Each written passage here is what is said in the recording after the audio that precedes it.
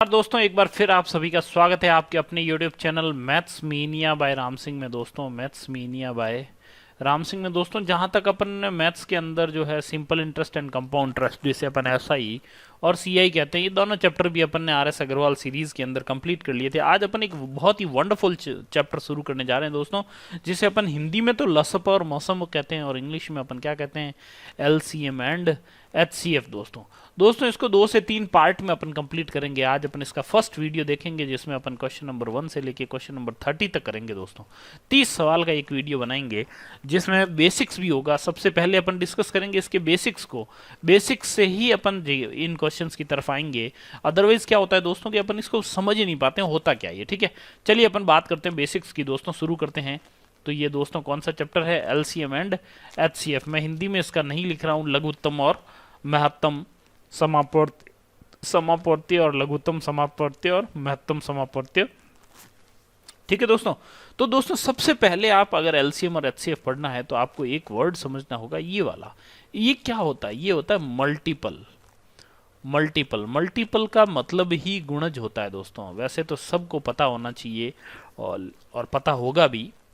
Multiple MULTIPLE, multiple का मतलब होता है गुणज। अगर मैंने कहा कि कोई संख्या ले ली 8 के गुणज कौन से हैं, तो सबसे पहला गुणज 8 खुद होता है, फिर 16, ये 24, ये 32, 40 और इस प्रकार जितने गुणज होंगे वो इसके अनगिनत गुणज होंगे। कितने होंगे, 8 जुड़ते जाएंगे और ये आगे गुणज निकलते जाएंगे। कहने का मतलब 8 का गुणज ऐसी वे सभी संख्याएं या वो सभी संख्याएं, गुणज किसे कहते हैं ये मैं लिख रहा हूं, वो सभी संख्याएं जिसमें या वो सभी संख्याएं जो 8 से पूरी विभाजित हो, उसे गुणज कहते हैं। उसे क्या बोलते हैं, गुणज कहते हैं। वापस सुनो इसको, गुणज कहते हैं। वो सभी संख्याएं जो 8 से पूरी विभाजित हो उसे गुणज कहते हैं। कहने का मतलब अगर मैंने 8 के गुणज पूछे हैं, अगर मैं ये 16 के पूछ लूंगा तो क्या हो जाएगा, ये पहला 16 होगा, दूसरा 32 होगा, तीसरा 48 होगा, चौथा 64 होगा, फिर 80 होगा और ये आगे ये भी कहां तक जाएगा, अनगिनत तक। कहने का मतलब क्या है, वो सभी संख्याएं जो भी सवाल में पूछा गया, या गुणज का मतलब होता है वो सभी संख्याएं। जैसे 8 का उदाहरण से करने में क्या होता है, थोड़ा सा इजीली समझ में आता है दोस्तों। तो कंप्लीटली डिविजिबल बाय 8 हो, वो संख्याएं जो कंप्लीटली डिविजिबल बाय 8 हो, वो सभी क्या होते हैं, गुणज होते हैं, मल्टीपल होते हैं। एक वर्ड है दोस्तों यहाँ पे फैक्टर। ये क्या आता है, ये फैक्टर है। अच्छा फैक्टर क्या होता है, फैक्टर को हिंदी में कहा जाता है गुणनखंड। क्या कहा जाता है, गुणनखंड। तो दोस्तों फैक्टर होता है गुणनखंड। अच्छा फैक्टर का क्या मतलब होता है, यही अपन वापस ले लेते हैं। 8 के फैक्टर कौन से होते हैं, 1 होता है, 2 होता है, 3 नहीं होता, 4 होता है, 5 नहीं होता, 6 नहीं होता, 7 नहीं होता, लेकिन 8 खुद तो होता है।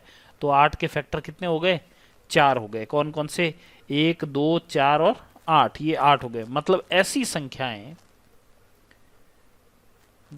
फैक्टर कौन से होते हैं, गुणनखंड कौन होते हैं, ऐसी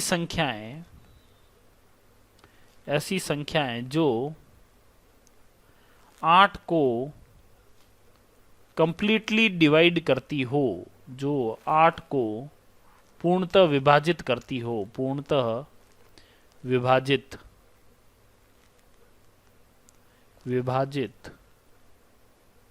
करती हो, वो सभी संख्याएं जो 8 को पूर्णतः विभाजित करती हो। कहने का मतलब 8 में जब मैं इन 1 का भाग दूं तो 8 बार जाएगा और 8 आएगा, पूर्णतः विभाजित हो गई। अगर मैं 8 को 2 से भाग दूं 4 बार जाएगा, 8 आएगा, शेषफल 0। अगर मैं 8 में 4 का भाग दूं तो 2 बार जाएगा और शेषफल कितना आएगा, 0। और 8 में 8 का भाग दूं तो 1 बार जाएगा और शेषफल क्या आएगा, 0। मतलब क्या, ऐसी सभी संख्याएं जो 8 से पूर्णतः विभाजित हो वो होते हैं गुणनखंड। तो गुणज और गुणनखंड का अगर आप रिश्ता समझ गए तो आप यहाँ से एलसीएम का मतलब और एचसीएफ का मतलब समझ गए। एचसीएफ का मतलब क्या होता है कि हाईएस्ट कॉमन फैक्टर। कहने का मतलब इसके अंदर अगर मैं यहाँ पे 2 संख्या ले लेता हूँ, एक 8 ले लेता हूँ, एक 12 ले लेता हूँ, मेरे को पता है 8 का मतलब 2 की घात 3 होती है, 12 का मतलब होता है 2 की घात 2 गुणा में 3। तो इन दोनों के अंदर जो सबसे बड़ा होगा और कॉमन होगा वही अपन लेंगे। कॉमन कौन सा आ रहा है, 2 की घात 2 आ रहा है। 2 की घात 2 कितना होता है, 4 होता है। इसका HCF कितना हो गया, 4 हो गया। लेकिन अगर मैं LCM की बात करता तो अपन LCM में आगे देखते हैं, धीरे धीरे आपको सब समझाया जाएगा, ठीक है। पहले अपन LCM की बात करेंगे। तो दोस्तों चलते हैं आगे। देखिए अपन बात करते हैं LCM। अच्छा, एक चीज और आपको इस यहां से समझ में आ गई होगी कि ये जो गुणज जो होते हैं, ये गुणनखंड जो होते हैं, ये लिमिटेड होते हैं। देखो 4 ही है, 8 के कितने गुणनखंड है, 4 ही हैं, जबकि 8 के गुणज कितने हैं, अनगिनत है। तो ये एक लाइन और मैं आपको ऐड करवा देता हूं कि किसी भी नंबर के गुणज अनंत होते हैं। गुणज जो होते हैं वो क्या होते हैं, गुणज अनंत होते हैं, अनंत होते हैं। जबकि गुणनखंड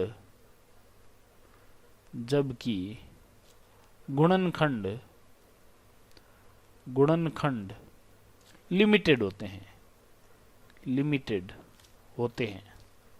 ये इंपॉर्टेंट बात है, ये आपको याद रखनी, ठीक है, इससे ताकि क्या कंफ्यूजन क्रिएट नहीं हो। अब अपन बात करते हैं LCM। LCM को इंग्लिश में कहते हैं least common multiple. Least common multiple क्या मतलब होता है लीस्ट कॉमन मल्टीपल का? अपन बात करते हैं लघुत्तम समापवर्त्य। क्या बोलते हैं? लघुत्तम समापवर्त्य।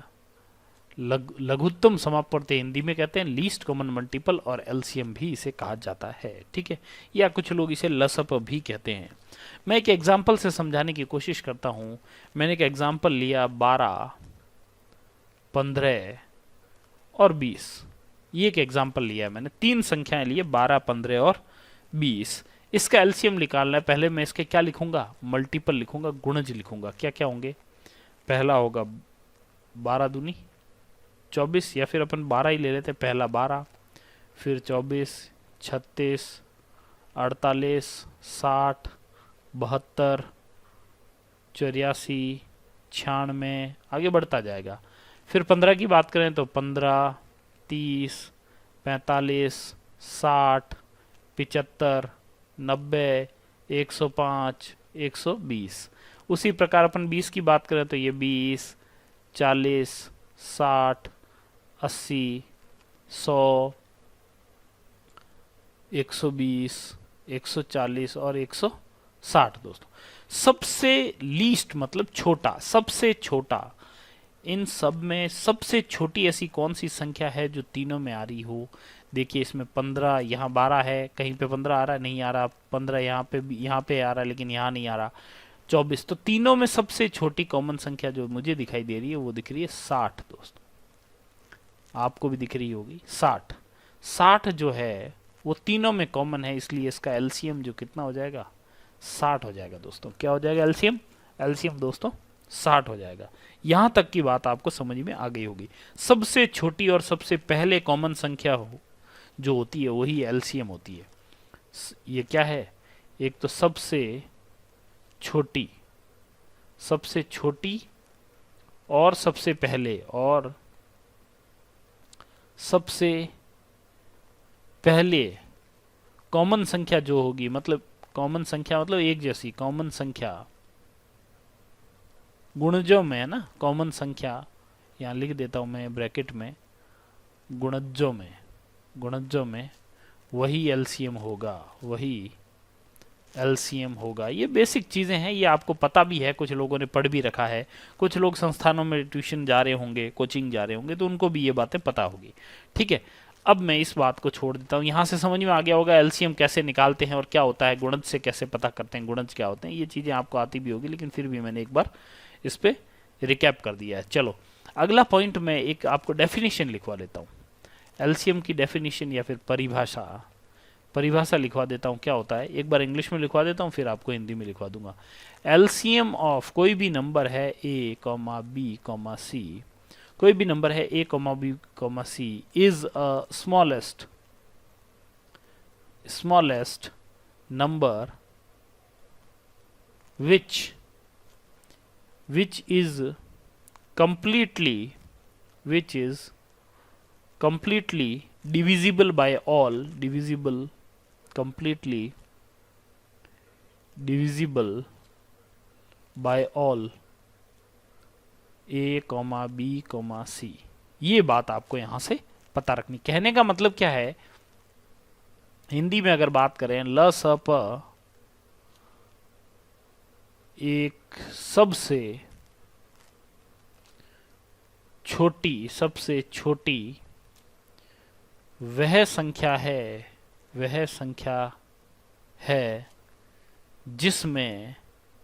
जिसमें a, b, c का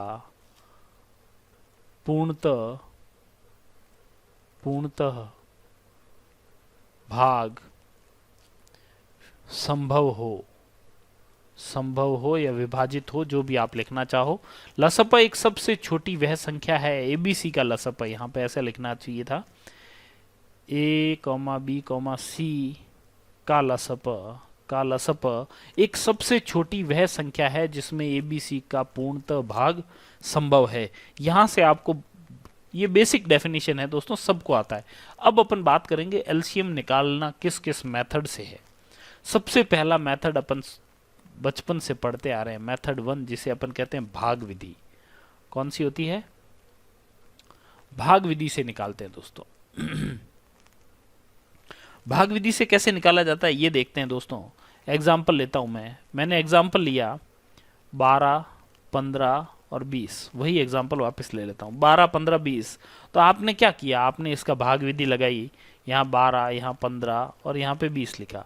तो 2 से गया ये 6 आया, 15 जाता नहीं 2 से, और यहाँ पे क्या आया 10 आया। फिर 2 से गया, यहाँ पे 3 आया, ये 15 आया, और ये कितना आया 5 आया। तो आपने क्या किया, 3 से किया तो यहाँ 1 आया, यहाँ 5 आया, और यहाँ भी क्या 5 आया। फिर आपने 5 से किया, 5 3 15, 15 दूनी 30, 30 दूनी 60। तो आपको पता है 2 गुणा 2 गुणा 3 गुणा 5, तो ये हो गया 60। तो एलसीएम आपका कितना आ गया, एलसीएम आ गया आपका 60। ये तो थी दोस्तों भाग विधि। लेकिन आजकल या परीक्षा की दृष्टिकोण से अगर अपन बात करें तो इस मेथड को अपन उपयोग में नहीं लाते हैं, ये ध्यान रखना, ठीक है। अब अपन बात करते हैं मेथड 2 की।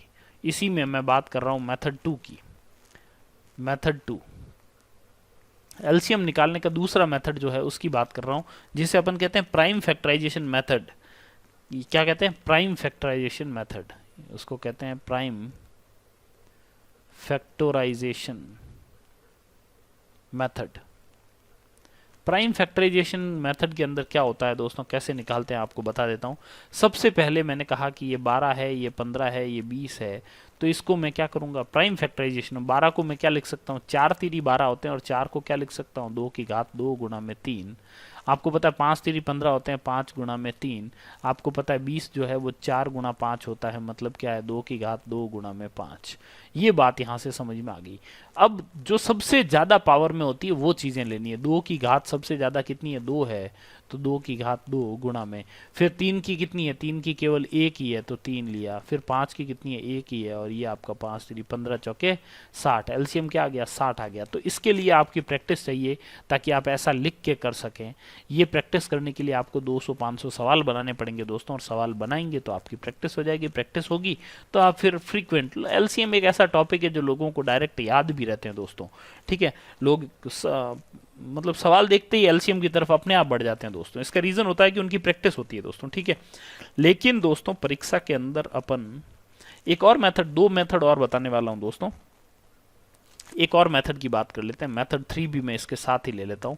मेथड 3 मेथड में भी अपन क्या करेंगे, 12, 15 और 20, यही होगा एलसीएम। लेकिन मैं क्या करूंगा, मैं कभी भी एलसीएम प्राइम फैक्टराइजेशन से भी नहीं निकालूंगा, मैं डायरेक्ट निकालने की कोशिश करूंगा। डायरेक्ट कैसे निकालते हैं ये देखो। मैं क्या करता हूं, जो भी यहाँ बड़ी संख्या होती है उसको मान लेता हूं मेरा एलसीएम कितना है, 20 होगा। अब मैंने देखा 20 में क्या आ रहा है, 4 और 5 आ रहा है, 4 और 5, और यहाँ पे कितना आ रहा है, 5 और 3 आ रहा है। 5 तो इसके अंदर है लेकिन 3 नहीं है, तो एक 3 से गुणा कर दिया। अब मैंने यहाँ पे देखा 4 और 3 आ रहा है, तो 4 तो इसके अंदर था, 3 मैंने ले लिया है, मतलब तीनों ही संख्याओं में से जो भी अपन को लेना था मैंने ले लिया है। तो 20 दिया, कितना हो गया एलसीएम, फिर आया देखो 60। आपको बहुत बहुत ही आसान लगेगा, ये मेथड डायरेक्ट है। ऐसे मेथड कैसे निकाले जाते हैं, सबसे बड़ी जो भी संख्या हो उसको सीधा ही मान लो एलसीएम, फिर उसके टुकड़े कितने हो सकते हैं, उन टुकड़ों में से दूसरी संख्याओं को देखो कि इनके टुकड़े हैं या नहीं। ये जो विधि है, जो प्राइम फैक्टराइजेशन विधि है, ये बड़ी संख्याओं में ली जाती है। जब संख्याएं बहुत बड़ी है, आपकी समझ से बाहर है, बड़ी संख्या जब आपकी समझ से बाहर है, तब अपन ये वाली विधि अपनाएंगे।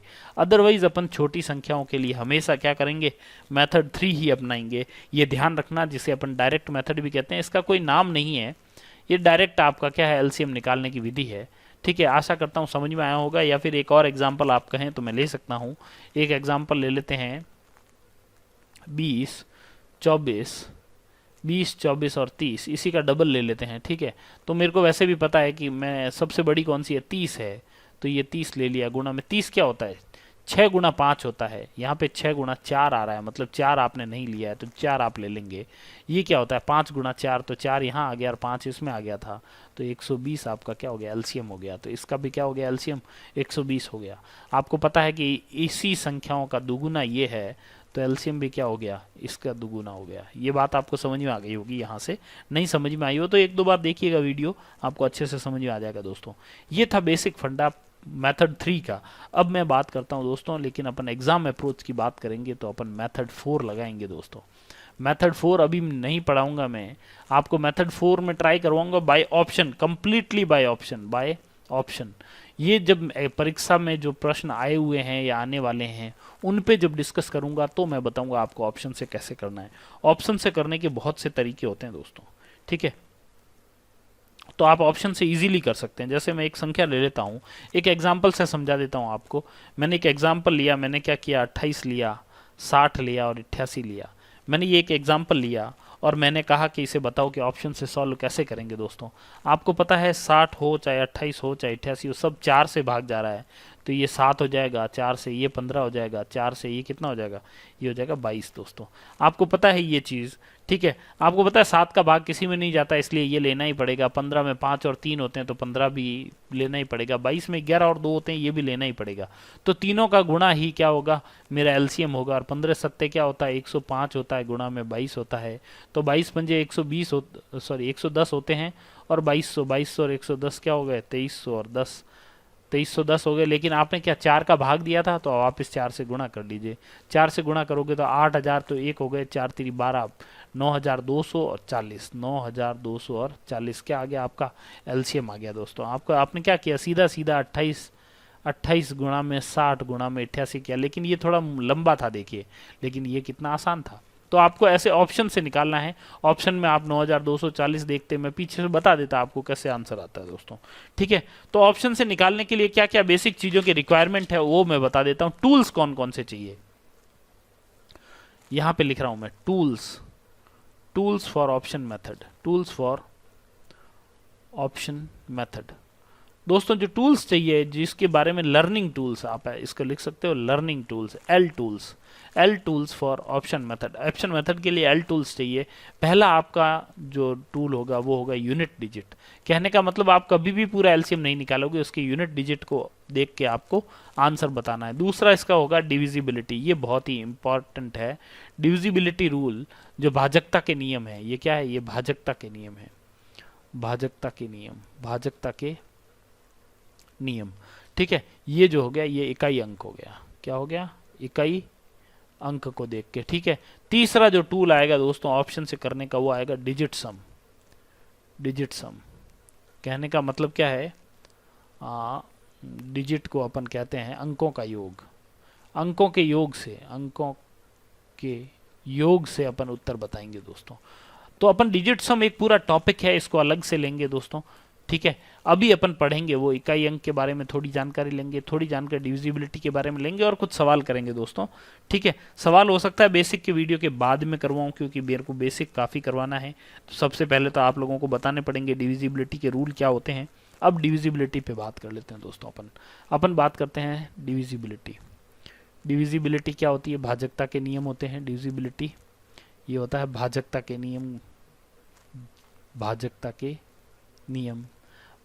नियम के अंदर अपन को जो देखना है, जो एलसीएम एचसीएफ में मैक्सिमम बार पूछे जाते हैं वो दोस्तों 3, 5, 7, 9, 11 और 13, इन्हीं के बारे में पूछा जाता है। मोस्ट प्रोबेबली परीक्षा में जो सवाल आएगा इन्हीं से आएगा। कभी कभार पूछ लिया जाता है 29 का या 37 का, अदरवाइज दोस्तों 90% सवाल इन्हीं में से आता है। ये सवाल आता है 1 से 2%। ठीक है, अपन इस पर भी बात करेंगे। अगर ऐसा सवाल आएगा अपने सामने तो उसको भी सॉल्व करने की कोशिश करेंगे, तो बहुत आसानी से अपन इसको खत्म कर लेंगे दोस्तों।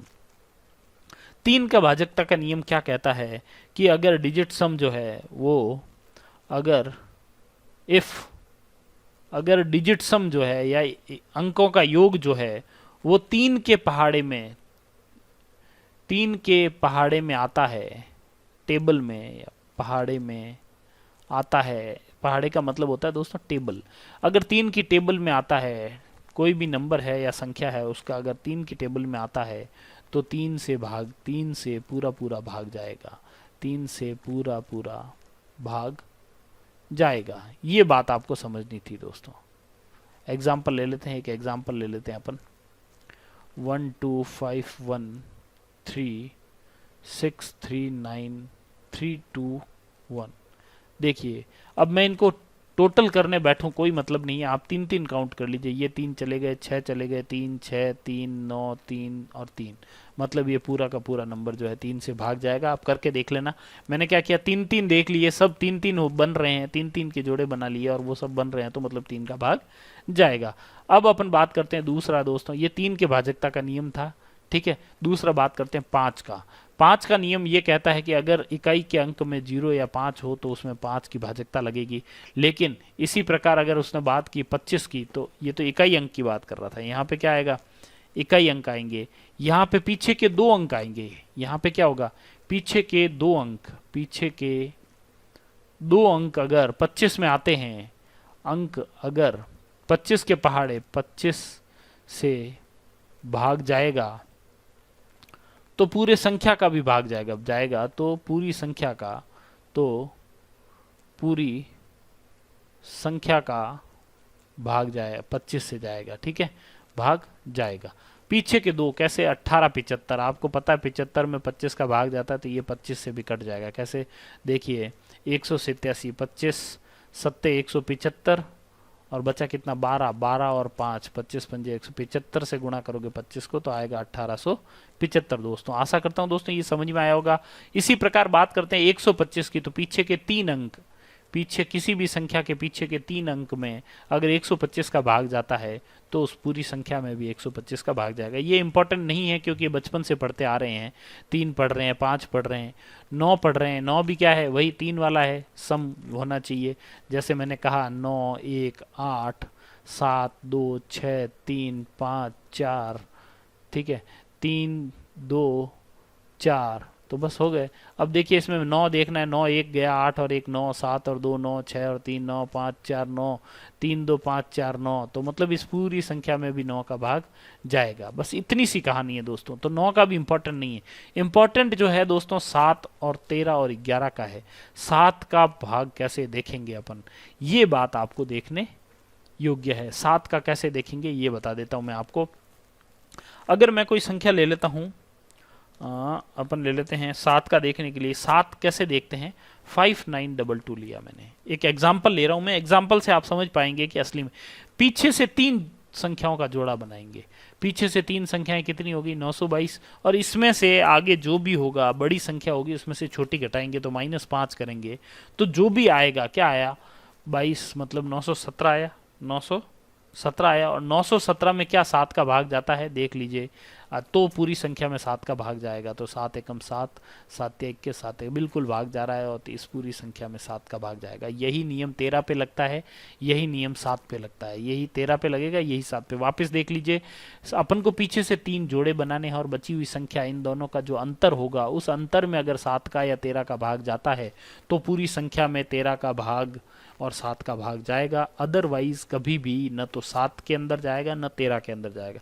ये बात आपको समझ में अच्छे से आ गई होगी। ठीक है दोस्तों, वापस देख लीजिए एक बार। मैं एक और संख्या ले लेता हूँ, मैं ले लेता हूँ 380247। मैंने क्या किया, पीछे से एक जोड़ा बना लिया 247, तो मैं 380 में से 247 को घटा लूंगा। 250 घटाया तो 130 आया, और 130 तो 133 हो गया। 133 में अगर 7 का भाग जाएगा तो पूरी संख्या में जाएगा, तो 7 एकम 7, 6 और 3 7 9 63 जा रहा है, इस पूरी संख्या में भी 7 का भाग जाएगा। ये याद रखें, 7 का नियम आपको किसी भी यूट्यूब चैनल पे या कोई भी टीचर नहीं पढ़ाता है, और 13 का भी बहुत कम लोग पढ़ाते हैं, इसलिए आप ये याद रखें, ये बहुत इंपॉर्टेंट है। एलसीएम एचसीएफ में जो मैक्सिमम क्वेश्चन आएंगे वो 7 और 13 के ही होंगे दोस्तों, ठीक है। चलिए दोस्तों अपन बात करते हैं आगे 11 की। 11 की अगर बात करूं, मैं पहला एग्जाम्पल ले रहा हूं 13 31, तो इसके जो विषम अंक होते हैं, संख्या के विषम अंक और सम अंक, इन दोनों का अंतर, विषम अंक और सम अंकों का, और सम अंकों का अंतर या तो जीरो हो, या तो जीरो आए, या 11 का गुणज आए, तो संख्या में 11 का पूरा भाग जाएगा, आशा करता हूँ समझ में आया होगा। चलिए एक और कोई अपन एग्जाम्पल से देख लेते हैं, जैसे अपन देख लेते हैं 1 2 3 2 1, ठीक है। आप देखिए 1 और 3, 2 और 4, ये लो 1 3 4 और 1 5 और 2 और 4, 4 किया, कितना है 1, न तो 1 में 11 का जाता है, न ही 0 आ रहा है, इट मीन्स इस संख्या में 11 का भाग नहीं जाएगा। ये बात आपको याद रखनी है। 7 13 और 11 इंपॉर्टेंट है दोस्तों, आप गांठ बंद के लिख लें और इसको याद रख लें, आपको बहुत काम आने वाली चीज़ें हैं। आगे आप जैसे जैसे सवाल पढ़ेंगे आपको पता चलेगा कि मैं जो कह रहा था वो बिल्कुल सही कह रहा था। एक दोस्तों आपने सुना होगा सह अभाज्य संख्याएं, इसके बारे में मैं बता देता हूं। सह अभाज्य संख्याएं कौन सी संख्याएं होती है, जिसे इंग्लिश में को प्राइम नंबर भी कहते हैं। क्या बोलते हैं? को प्राइम नंबर भी कहते हैं, ठीक है। को प्राइम नंबर कौन से नंबर होते हैं दोस्तों? को प्राइम नंबर वो नंबर होते हैं जिनका HCF जो होता है वो हमेशा 1 होता है। HCF 1 कौन कौन सी संख्याओं का होता है? एक एग्जांपल ले लेते हैं अपन कि 41 और 25 मैंने कहा, 41 और 25, क्या 41 में 25 का भाग जा रहा है? नहीं जाएगा। 25 और 41 दोनों ही संख्याओं में कोई फैक्टर कॉमन है क्या? नहीं आएगा। तो इनका HCF जो होगा वो क्या होगा? हमेशा 1 होगा। तो ये दोनों संख्याएं क्या होगी? को प्राइम नंबर्स होंगी। ये बात आपको समझनी है दोस्तों। इसी प्रकार दोस्तों जिन संख्याओं का HCF 1 होगा उन संख्याओं को क्या कहेंगे? जिन संख्याओं का HCF 1 होगा या कोई कॉमन फैक्टर नहीं होगा, या फिर कोई कॉमन फैक्टर नहीं होगा, कॉमन फैक्टर नहीं होगा, नहीं का मतलब ये लो, नहीं होगा, उन संख्याओं को क्या कहेंगे? सह अभाज्य संख्याएं कहेंगे। ये बात आपको समझ लेनी है दोस्तों। एक मैंने मोस्टली देखा है जो सवाल आते हैं दोस्तों, एक मैं बेसिक आपको और लिखवा देता हूँ, एक लाइन। मोस्टली जो क्वेश्चन आते हैं वो क्वेश्चन कैसे आते हैं देख लीजिए। एक लाइन लिखवा रहा हूँ मैं, पहले इंग्लिश में लिखवा देता हूँ फिर हिंदी में बोल के बता दूंगा। एक आपने सवाल देखा होगा, the smallest number which when divided by a b and c, a b and c कोई नंबर दिए होंगे यहाँ पे, leaves same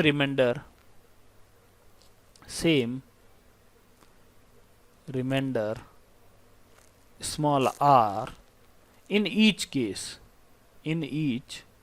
वापस देखिए क्या है, ऐसी छोटी से छोटी संख्या जिसको ABC से भाग देने पर पीछे रिमाइंडर जो है कोई R बचे, हर केस में, मतलब A से भाग दिया किसी संख्या उस संख्या में तो भी आपका क्या आएगा? R आएगा।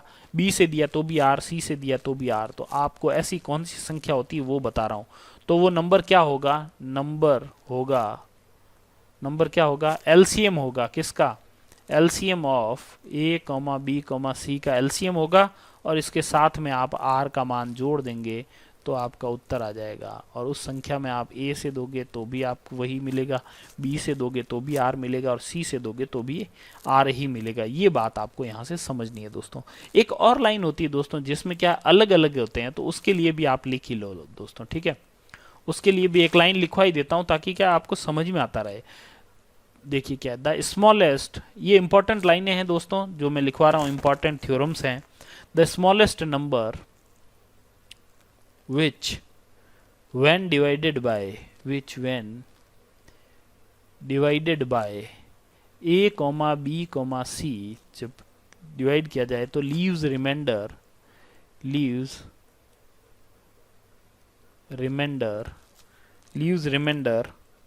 x comma y comma z, leaves remainder x comma y comma z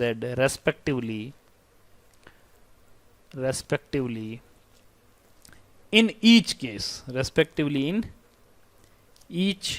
case। कहने का मतलब क्या है, कोई वह सबसे छोटी से छोटी संख्या जिसमें अगर a b c से भाग दिया जाए तो उसमें शेषफल जो है x बचे, y बचे, z बचे, मतलब तीनों ही के अंदर अलग अलग शेषफल बचे। तो ऐसा शेषफल जो होता है वो कैसे, ऐसे नंबर को कैसे निकाला जाता है, तो ये कैसे निकाला जाता है मैं आपको बता देता हूं।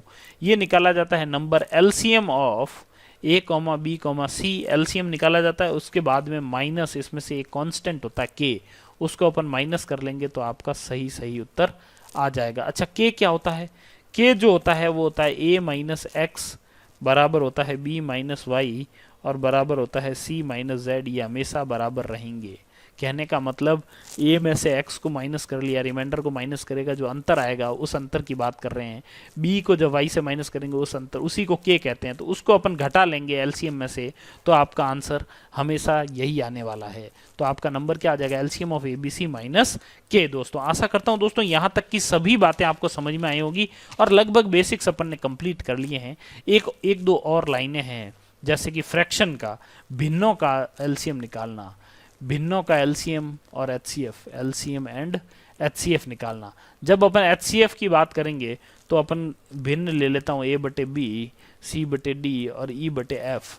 तो जब भी अपन एचसीएफ की बात करेंगे, एचसीएफ बराबर क्या हो जाएगा?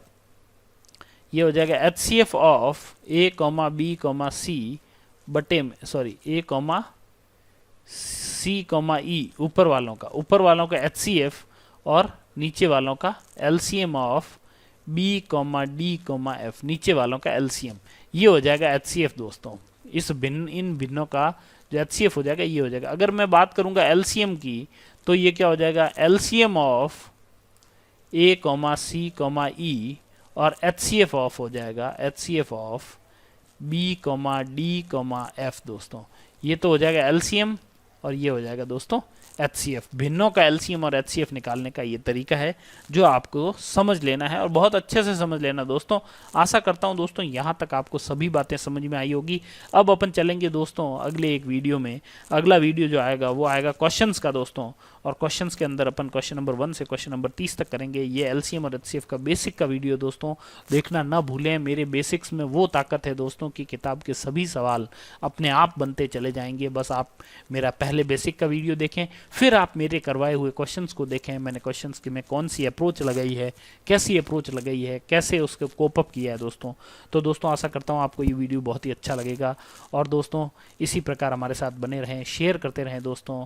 आप सभी का बहुत बहुत धन्यवाद और आभार दोस्तों।